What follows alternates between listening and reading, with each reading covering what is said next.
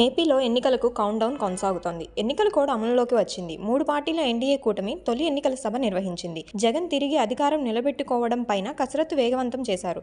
Manifesto ప్రకటనకు సిద్ధమయ్యారు. రాష్ట్ర వ్యాప్తంగా ఎన్నికల ప్రచారానికి రూట్ మ్యాప్ ఖరారు చేస్తున్నారు. ఈ సమయంలోనే పార్టీ ముఖ్య నేతలతో జగన్ సమావేశం కానున్నారు.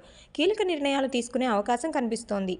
ముఖ్యమంత్రి జగన్ ఎన్నికల మేనిఫెస్టోపై తుది కసరత్తు చేస్తున్నారు. 2019 ఎన్నికల్లో ఇచ్చిన నవరత్నాల మేనిఫెస్టోతో జగన్ 151 సీట్లు గెలిచారు.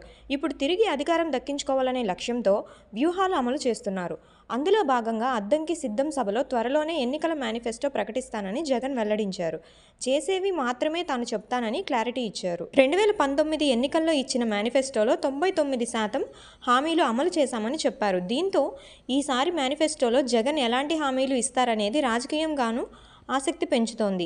రైతులకు రుణమాఫీ చేస్తారా, లేక ప్రస్తుతం ఇస్తున్న రైతు భరోసా మొత్తం 20,000కు పెంచుతారా అనేది స్పష్టత రావాల్సి ఉంది. మహిళలకు 2019 ఎన్నికల సమయంలో హామీ ఇచ్చిన విధంగా రుణమాఫీ చేశారు.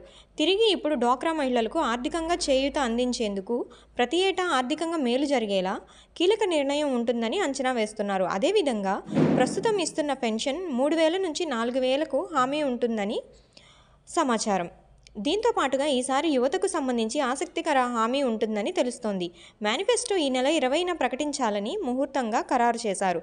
దీంతో పార్టీ ముఖ్యులతో జగన్ మేనిఫెస్టోకు తుది రూపు పైన చర్చించనున్నారు. పార్టీ నేతల నుంచి అభిప్రాయ సేకరణ చేసి మేనిఫెస్టోను జగన్ పార్టీ నేతల సమక్షంలో ప్రకటించనున్నారు. ఈ మధ్యాహ్నం జగన్ పార్టీ రీజనల్ కోఆర్డినేటర్లతో ప్రత్యేకంగా సమావేశం కానున్నారు.